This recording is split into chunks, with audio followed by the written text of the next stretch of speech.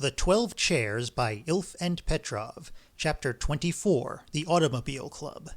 In the editorial offices of the large daily newspaper Lathe, located on the second floor of the House of the Peoples, material was hurriedly being got ready for the typesetters.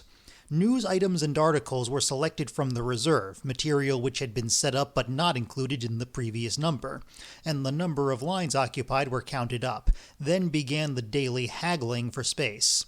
The newspaper was able to print 4,400 lines in all on its 4 pages. This had to include everything: cables, articles, social events, letters from correspondents, advertisements, 1 satirical sketch in verse and 2 in prose, cartoons, photographs, as well as special sections such as theater, sports, chess, the editorial, second editorial, reports from Soviet Party and trade union organizations, serialized novels, features on life in the capital, subsidiary items under the title of snippets, popular science articles, radio programs, and other odds and ends. In all, about 10,000 lines of material from all sections was set up, hence the distribution of space was usually accompanied by dramatic scenes. The first person to run to the editor was the chess correspondent, Maestro Sudakin. He posed a polite though bitter question. "What? No chess today?" "No room," replied the editor. "There's a long special feature, 300 lines. "But today's Saturday. Readers are expecting the Sunday section. I have the answers to problems. I have a splendid study by Nunivako, and I also have—" "All right, how much do you want?" "Not less than 150. "All right, if it's answers to problems, we'll give you 60 lines. The maestro tried for another 30 so that at least the Nunivako could go in. The wonderful Tartakova versus Bogolyubov game had been lying about for a month, but was rebuffed. Persitsky, the reporter, arrived. "Do you want some impressions of the plenum?" he asked softly. "Of course," cried the editor. "It was held the day before yesterday, after all." "I have the plenum," said Persitsky even more softly. "And 2 sketches, but they won't give me any room." "Why won't they? Who did you talk to? Have they gone crazy?" The editor hurried off to have an argument. He was followed by Persitsky, intriguing as he went. Behind them both ran a member of the advertisement section. "We have the Sekharov fluid to go in," he cried gloomily. The office manager trailed along after them, dragging a chair he had bought at an auction for the editor. "The fluid can go in on Thursday. Today we're printing our supplements." "You won't make much from free advertisements, and the fluid has been paid for." "Very well, we'll clear up the matter in the night editor's office. Give the advertisements to Pasha, he's just going over there."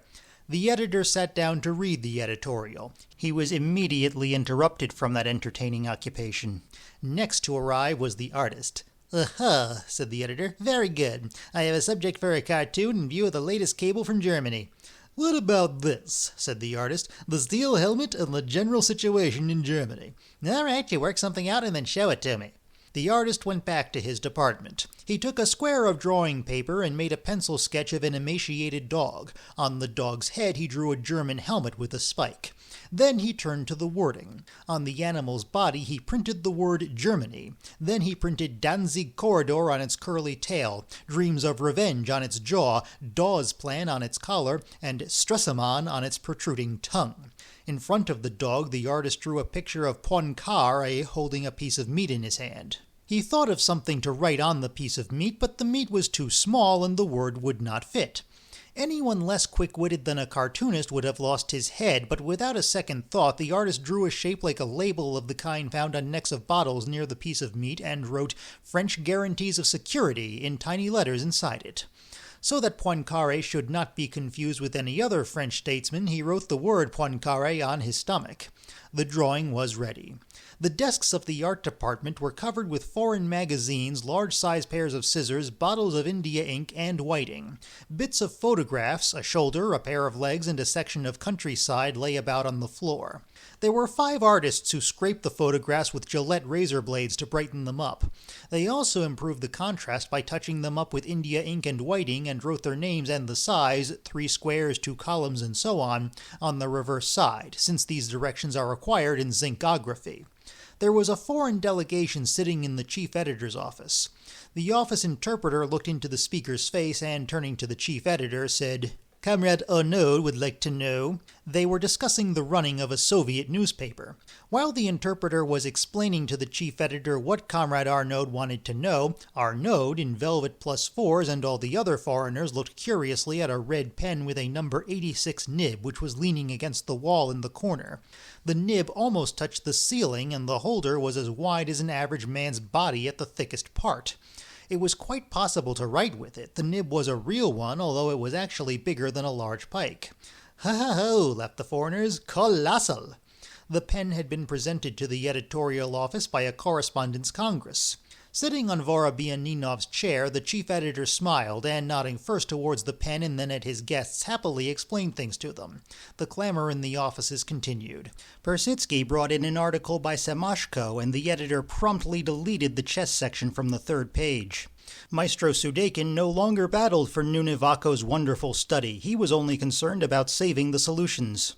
After a struggle more tense than his match with Lasker at the San Sebastian tournament, he won a place at the expense of life and the law. Semashko was sent to the compositors. The editor buried himself once more in the editorial. He had decided to read it at all costs, just for the sporting interest. He had just reached the bit that said, "But the contents of the pact are such that if the League of Nations registers it, we will have to admit that," when Life and the Law, a hairy man, came up to him. The editor continued reading, avoiding the eyes of Life and the Law and making unnecessary notes on the editorial. Life and the Law went around to the other side of him and said in a hurt voice, "I don't understand." Said the editor, trying to play for time. "What's the matter?" "The matter is that on Wednesday there was no Life in the Law, on Friday there was no Life in the Law, on Thursday you carried only a case of alimony which you had in reserve, and on Saturday you're leaving out a trial which has been written up for some time in all the other papers. It's only us who—" "What other papers?" cried the editor. "I haven't seen it." "It will appear again tomorrow, and will be too late." "But when you were asked to report the Chubarov case, what did you write? It was impossible to get a line out of you." "I know. You were reporting the case for an evening paper." "How do you know?" "I know. I was told." "In that case, I know who told you. It was Persitsky. The same Persitsky who blatantly uses the editorial office services to send material to Leningrad." "Pasha," said the editor quietly, "fetch Persitsky." Life and the Law sat indifferently on the window ledge. In the garden behind him, birds and young skittle players could be seen busily moving about. They litigated for some time. The editor ended the hearing with a smart move. He deleted the chess and replaced it with Life and the Law. Persitsky was given a warning. It was 5 o'clock, the busiest time for the office. Smoke curled above the overheated typewriters. The reporters dictated in voices harshened by haste. The senior typist shouted at the rascals who slipped in their material unobserved and out of turn. Down the corridor came the office poet. He was courting a typist whose modest hips unleashed his poetic emotions. He used to lead her to the end of the corridor by the window and murmur words of love to her, to which she usually replied, "I'm working overtime today and I'm very busy." That meant she loved another. The poet got in everyone's way and asked all his friends the same favor with monotonous regularity. "Let me have 10 kopecks for the tram." He sauntered into the local correspondence room in search of the sum. Wandering about between the desks at which the readers were working and fingering the piles of dispatches, he renewed his efforts. The readers, the most hard-boiled people in the office, they were made that way by the need to read through 100 letters a day, scrawled by hands which were more used to axes, paintbrushes, and wheelbarrows than a pen, were silent. The poet visited the dispatch office and finally migrated to the clerical section. But besides not getting the 10 kopecks, he was buttonholed by Adjatjev, a member of the Young Communist League who proposed that the poet should join the Automobile Club. The poet's enamored soul was enveloped in a cloud of petrol fumes. He took 2 paces to the side, changed into third gear, and disappeared from sight. Adjatjev was not a bit discouraged. He believed in the triumph of the car idea. In the editor's room, he carried on the struggle on the sly, which also prevented the editor from finishing the editorial. "Listen, Alexander Josephovich, wait a moment, it's a serious matter," said Adjatjev, sitting down on the editor's desk. "We've formed an automobile club." "Would the editorial office give us a loan of 500 rubles for 8 months? "Like hell it would." "Why, do you think it's a dead duck?" "I don't think, I know. How many members are there?" "A large number already." For the moment, the club consisted only of the organizer, but Avdotyev did not enlarge on this. "For 500 rubles, we can buy a car at the graveyard. Yegorov has already picked one out there. He says the repairs won't come to more than 500. That's 1,000 altogether. So I thought of recruiting 20 people, each of whom will give 50. Anyway, it'll be fun. We'll learn to drive. Yegorov will be the instructor, and in 3 months' time by August, we'll all be able to drive. We'll have a car, and each one in turn can go where he likes. What about the $500 for the purchase? The Mutual Assistance Fund will provide that on interest. We'll pay it off. So I'll put you down, shall I? But the editor was rather bald, hard-worked, and enslaved by his family and department, liked to have a rest after dinner on the settee, and read Pravda before going to sleep. He thought for a moment, and then declined. Avdotyev approached each desk in turn and repeated his fiery speech. His words had a dubious effect on the old men, which meant for him anyone above the age of 20. They snapped at him, excusing themselves by saying they were already friends of children and regularly paid 20 kopecks a year for the benefit of the poor mites. They would like to join, but... "But what?" cried Avdotyev. "Supposing we had a car today?"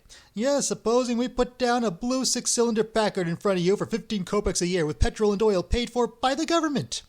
"Go away," said the old man. "It's the last call. You're preventing us from working."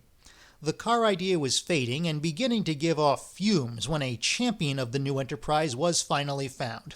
Persitsky jumped back from the telephone with a crash, and having listened to Avdotyev, said, "You're tackling it the wrong way. Give me the sheet. Let's begin at the beginning." Accompanied by Avdotyev, Persitsky began a new round. You old mattress," he said to a blue-eyed boy. "You don't even have to give any money. You have bonds from 27, don't you? For how much? For 500? All the better. You hand over the bonds to the club, the capital comes from the bonds. By August we will have cashed in all the bonds and bought the car." "What happens if my bond wins a prize?" asked the boy defiantly. "How much do you expect to win?" 50,000. "We'll buy cars with the money, and the same thing if I win, and the same if Avdotyev wins. In other words, no matter whose bonds win, the money will be spent on cars. Do you understand now? You crank, you'll drive along the Georgian military highway in your own car. Mountains, you idiot. And life and the law, social events, accidents, and the young lady, you know, the one who does the films, will all go zooming along behind you in their own cars as well. Well, you'll be courting." In the depths of his heart, no bondholder believes in the possibility of a win. At the same time, he is jealous of his neighbors' and friends' bonds. He is dead scared that they will win and that he, the eternal loser, will be left out in the cold. Hence, the hope of a win on the part of an office colleague drew the bondholders into the new club. The only disturbing thought was that none of their bonds would win. That seemed rather unlikely, though, and furthermore the Automobile Club had nothing to lose since one car from the graveyard was guaranteed by the capital earned from the bonds. In 5 minutes, 20 people had been recruited. As soon as it was all over, the editor arrived, having heard about the club's alluring prospects. "Well, fellas," he said, "why shouldn't I put my name down on the list?" "Why not, old man?" replied Avdotyev. "Only not on our list. We have a full complement and no new members are being admitted for the next 5 years. You'd do better to enroll yourself as a friend of children. It's cheap and sure. 20 kopecks a year and no need to drive anywhere." The editor looked sheepish, remembered that he was indeed on the old side, sighed, and went back to finish reading the entertaining editorial. He was stopped in the corridor by a good-looking man with a Circassian face. "Say, comrade, where's the editorial office of the Lathe?" It was the smooth operator.